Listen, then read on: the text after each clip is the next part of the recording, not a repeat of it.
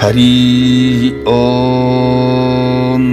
ओम नमो नारायणाय पुरुषाय महात्मने विशुद्ध सत्वधिष्ण्याय महाहंसाय धीमहि। ओम नमो नारायणाय पुरुषाय महात्मने विशुद्ध सत्वधिष्ण्याय महाहंसाय धीमहि। ओम नमो नारायणाय पुरुषाय महात्मने विशुद्ध सत्वधिष्ण्याय महाहंसाय धीमहि। ओम नमो नारायणाय पुरुषाय महात्मने विशुद्ध सत्वधिष्ण्याय महाहंसाय धीमहि। ओम नमो नारायणाय पुरुषाय महात्मने विशुद्ध सत्वधिष्ण्याय महाहंसाय धीमहि। ओम नमो नारायणाय पुरुषाय महात्मने विशुद्ध सत्वधिष्ण्याय महाहंसाय धीमहि। ओम नमो नारायणाय पुरुषाय महात्मने विशुद्ध सत्वधिष्ण्याय महाहंसाय धीमहि। ओम नमो नारायणाय पुरुषाय महात्मने विशुद्ध सत्वधिष्ण्याय महाहंसाय धीमहि। ओम नमो नारायणाय पुरुषाय महात्मने विशुद्ध सत्वधिष्ण्याय महाहंसाय धीमहि। ओम नमो नारायणाय पुरुषाय महात्मने विशुद्ध सत्वधिष्ण्याय महाहंसाय धीमहि। ओम नमो नारायणाय पुरुषाय महात्मने विशुद्ध सत्वधिष्ण्याय महाहंसाय धीमहि। ओम नमो नारायणाय पुरुषाय महात्मने विशुद्ध सत्वधिष्ण्याय महाहंसाय धीमहि। ओम नमो नारायणाय पुरुषाय महात्मने विशुद्ध सत्वधिष्ण्याय महाहंसाय धीमहि।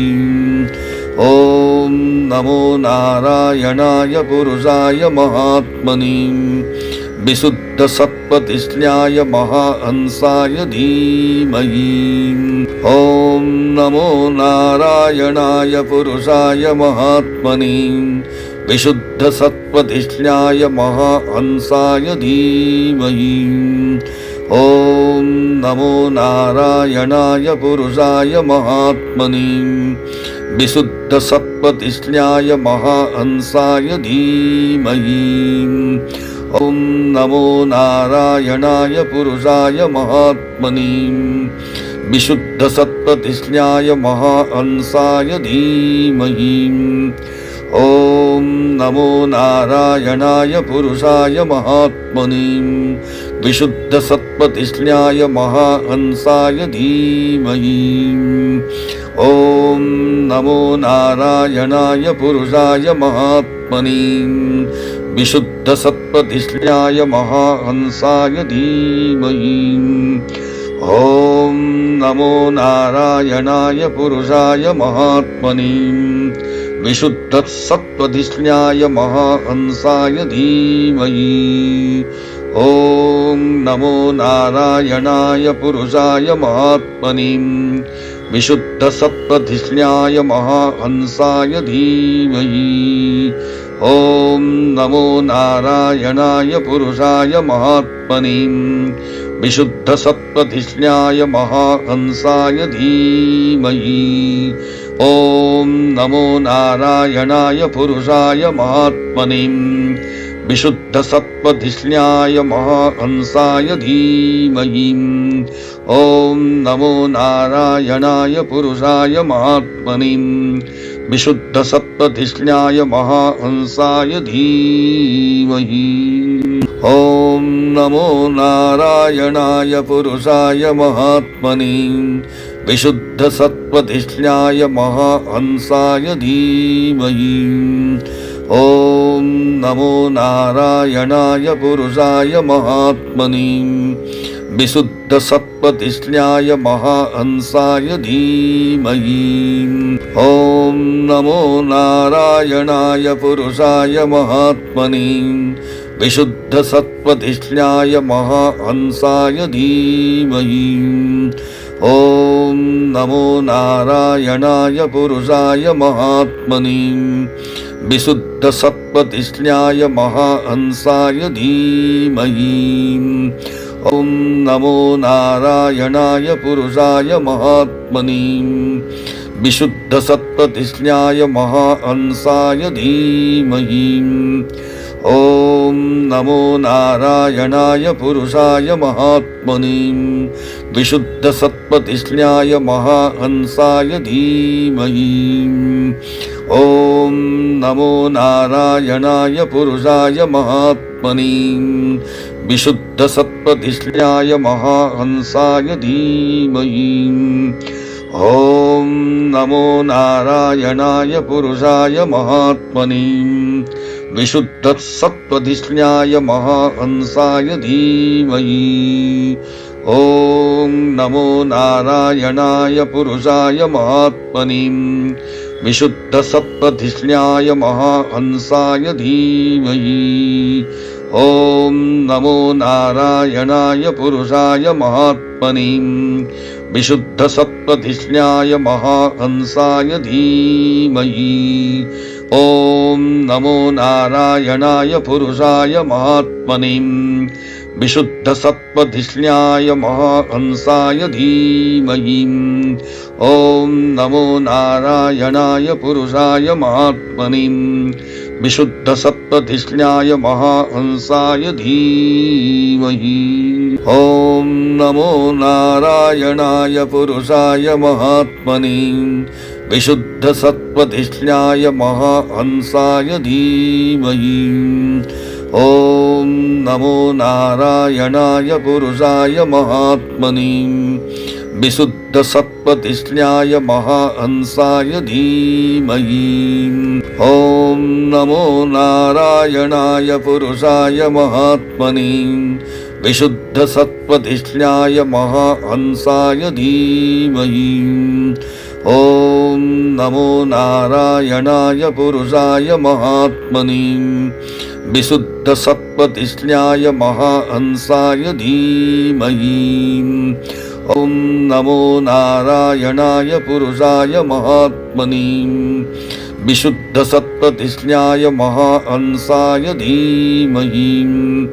ॐ नमो नारायणाय पुरुषाय महात्मने विशुद्धसत्त्वधिष्ण्याय महाहंसाय धीमहि। ॐ नमो नारायणाय पुरुषाय महात्मने विशुद्धसत्त्वधिष्ण्याय महाहंसाय धीमहि। ॐ नमो नारायणाय पुरुषाय महात्मने विशुद्धसत्त्वधिष्ण्याय महाहंसाय धीमहि। ॐ नमो नारायणाय पुरुषाय महात्मने विशुद्धसत्त्वधिष्ण्याय महाहंसाय धीमहि। ॐ नमो नारायणाय पुरुषाय महात्मने विशुद्धसत्त्वधिष्ण्याय महाहंसाय धीमहि। ॐ नमो नारायणाय पुरुषाय महात्मने विशुद्धसत्त्वधिष्ण्याय महाहंसाय धीमहि। ॐ नमो नारायणाय पुरुषाय महात्मने विशुद्धसत्त्वधिष्ण्याय महाहंसाय धीमहि। ॐ नमो नारायणाय पुरुषाय महात्मने विशुद्धसत्त्वधिष्ण्याय महाहंसाय धीमहि। ॐ नमो नारायणाय पुरुषाय महात्मने विशुद्धसत्त्वधिष्ण्याय महाहंसाय धीमहि। ॐ नमो नारायणाय पुरुषाय महात्मने विशुद्धसत्त्वधिष्ण्याय महाहंसाय धीमहि। ॐ नमो नारायणाय पुरुषाय महात्मने विशुद्धसत्त्वधिष्ण्याय महाहंसाय धीमहि। ॐ नमो नारायणाय पुरुषाय महात्मने विशुद्धसत्त्वधिष्ण्याय महाहंसाय धीमहि। ॐ नमो नारायणाय पुरुषाय महात्मने विशुद्धसत्त्वधिष्ण्याय महाहंसाय धीमहि। ॐ नमो नारायणाय पुरुषाय महात्मने विशुद्धसत्त्वधिष्ण्याय महाहंसाय धीमहि। ॐ नमो नारायणाय पुरुषाय महात्मने विशुद्धसत्त्वधिष्ण्याय महाहंसाय धीमहि। ॐ नमो नारायणाय पुरुषाय महात्मने विशुद्धसत्त्वधिष्ण्याय महाहंसाय धीमहि। ॐ नमो नारायणाय पुरुषाय महात्मने विशुद्धसत्त्वधिष्ण्याय महाहंसाय धीमहि। ॐ नमो नारायणाय पुरुषाय महात्मने विशुद्धसत्त्वधिष्ण्याय महाहंसाय धीमहि। ॐ नमो नारायणाय पुरुषाय महात्मने विशुद्धसत्त्वधिष्ण्याय महाहंसाय धीमहि। ॐ नमो नारायणाय पुरुषाय महात्मने विशुद्धसत्त्वधिष्ण्याय महाहंसाय धीमहि। ॐ नमो नारायणाय पुरुषाय महात्मने विशुद्धसत्त्वधिष्ण्याय महाहंसाय धीमहि। ॐ नमो नारायणाय पुरुषाय महात्मने विशुद्धसत्त्वधिष्ण्याय महाहंसाय धीमहि। ॐ नमो नारायणाय पुरुषाय महात्मने विशुद्धसत्त्वधिष्ण्याय महाहंसाय धीमहि। ॐ नमो नारायणाय पुरुषाय महात्मने विशुद्धसत्त्वधिष्ण्याय महाहंसाय धीमहि। ॐ नमो नारायणाय पुरुषाय महात्मने विशुद्धसत्त्वधिष्ण्याय महाहंसाय धीमहि। ॐ नमो नारायणाय पुरुषाय महात्मने विशुद्धसत्त्वधिष्ण्याय महाहंसाय धीमहि। ॐ नमो नारायणाय पुरुषाय महात्मने विशुद्धसत्त्वधिष्ण्याय महाहंसाय धीमहि। ॐ नमो नारायणाय पुरुषाय महात्मने विशुद्धसत्त्वधिष्ण्याय महाहंसाय धीमहि। ॐ नमो नारायणाय पुरुषाय महात्मने विशुद्धसत्त्वधिष्ण्याय महाहंसाय धीमहि। ॐ नमो नारायणाय पुरुषाय महात्मने विशुद्धसत्त्वधिष्ण्याय महाहंसाय धीमहि। ॐ नमो नारायणाय पुरुषाय महात्मने विशुद्धसत्त्वधिष्ण्याय महाहंसाय धीमहि। ॐ नमो नारायणाय पुरुषाय महात्मने विशुद्धसत्त्वधिष्ण्याय महाहंसाय धीमहि। ॐ नमो नारायणाय पुरुषाय महात्मने विशुद्धसत्त्वधिष्ण्याय महाहंसाय धीमहि। ॐ नमो नारायणाय पुरुषाय महात्मने विशुद्धसत्त्वधिष्ण्याय महाहंसाय धीमहि। ॐ नमो नारायणाय पुरुषाय महात्मने विशुद्धसत्त्वधिष्ण्याय महाहंसाय धीमहि। ॐ नमो नारायणाय पुरुषाय महात्मने विशुद्धसत्त्वधिष्ण्याय महाहंसाय धीमहि। ॐ नमो नारायणाय पुरुषाय महात्मने विशुद्धसत्त्वधिष्ण्याय शुद्धसत्त्वधिष्ण्याय महाहंसाय धीमहि। ॐ नमो नारायणाय पुरुषाय महात्मने विशुद्धसत्त्वधिष्ण्याय महाहंसाय धीमहि। ॐ नमो नारायणाय पुरुषाय महात्मने विशुद्धसत्त्वधिष्ण्याय महाहंसाय धीमहि।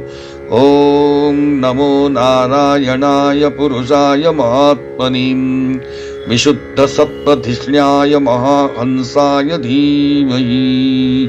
ॐ नमो नारायणाय पुरुषाय महात्मने विशुद्धसत्त्वधिष्ण्याय महाहंसाय धीमहि। ॐ नमो नारायणाय पुरुषाय महात्मने विशुद्धसत्त्वधिष्ण्याय महाहंसाय धीमहि। ॐ नमो नारायणाय पुरुषाय महात्मने विशुद्धसत्त्वधिष्ण्याय महाहंसाय धीमहि। ॐ नमो नारायणाय पुरुषाय महात्मने विशुद्धसत्त्वधिष्ण्याय महाहंसाय धीमहि। ॐ नमो नारायणाय पुरुषाय महात्मने विशुद्धसत्त्वधिष्ण्याय महाहंसाय धीमहि। ॐ नमो नारायणाय पुरुषाय महात्मने विशुद्धसत्त्वधिष्ण्याय महाहंसाय धीमहि। ॐ नमो नारायणाय पुरुषाय महात्मने विशुद्धसत्त्वधिष्ण्याय महाहंसाय धीमहि। ॐ नमो नारायणाय पुरुषाय महात्मने विशुद्धसत्त्वधिष्ण्याय महाहंसाय धीमहि। ॐ नमो नारायणाय पुरुषाय महात्मने विशुद्धसत्त्वधिष्ण्याय महाहंसाय धीमहि। ॐ नमो नारायणाय पुरुषाय महात्मने विशुद्धसत्त्वधिष्ण्याय महाहंसाय धीमहि। ॐ नमो नारायणाय पुरुषाय महात्मने विशुद्धसत्त्वधिष्ण्याय महाहंसाय धीमहि। ॐ नमो नारायणाय पुरुषाय महात्मने विशुद्धसत्त्वधिष्ण्याय महाहंसाय धीमहि। ॐ नमो नारायणाय पुरुषाय महात्मने विशुद्धसत्त्वधिष्ण्याय महाहंसाय धीमहि। ॐ नमो नारायणाय पुरुषाय महात्मने विशुद्धसत्त्वधिष्ण्याय महाहंसाय धीमहि। ॐ नमो नारायणाय पुरुषाय महात्मने विशुद्धसत्त्वधिष्ण्याय महाहंसाय धीमहि। ॐ नमो नारायणाय पुरुषाय महात्मने विशुद्धसत्त्वधिष्ण्याय महाहंसाय धीमहि। ॐ नमो नारायणाय पुरुषाय महात्मने विशुद्धसत्त्वधिष्ण्याय महाहंसाय धीमहि। ॐ नमो नारायणाय पुरुषाय महात्मने विशुद्धसत्त्वधिष्ण्याय महाहंसाय धीमहि। ॐ नमो नारायणाय पुरुषाय महात्मने विशुद्धसत्त्वधिष्ण्याय महाहंसाय धीमहि। ॐ नमो नारायणाय पुरुषाय महात्मने विशुद्धसत्त्वधिष्ण्याय महाहंसाय धीमहि। ॐ नमो नारायणाय पुरुषाय महात्मने विशुद्धसत्त्वधिष्ण्याय महाहंसाय धीमहि। ॐ नमो नारायणाय पुरुषाय महात्मने विशुद्धसत्त्वधिष्ण्याय महाहंसाय धीमहि। ॐ नमो नारायणाय पुरुषाय महात्मने विशुद्ध सत्वधिष्ण्याय महाहंसाय धीमहि। ओम नमो नारायणाय पुरुषाय महात्मने विशुद्ध सत्वधिष्ण्याय महाहंसाय धीमहि। ओम नमो नारायणाय पुरुषाय महात्मने विशुद्ध सत्वधिष्ण्याय महाहंसाय धीमहि। ओम नमो नारायणाय पुरुषाय महात्मने विशुद्ध सत्वधिष्ण्याय महाहंसाय धीमहि। ओम नमो नारायणाय पुरुषाय महात्मने विशुद्ध सत्वधिष्ण्याय महाहंसाय धीमहि। इसका अर्थ हम समझते हैं। हम नमस्कार पूर्वक ओंकार स्वरूप भगवान नारायण का ध्यान करते हैं, जो विशुद्ध चित्त में निवास करते हैं और सबके अंतर्यामी हैं तथा सर्वव्यापक और परमहंस स्वरूप हैं। ओम पुरुषाय विशुद्ध सत्वधिष्ण्याय महाहंसाय महात्मने नारायणाय नमः धीमहि।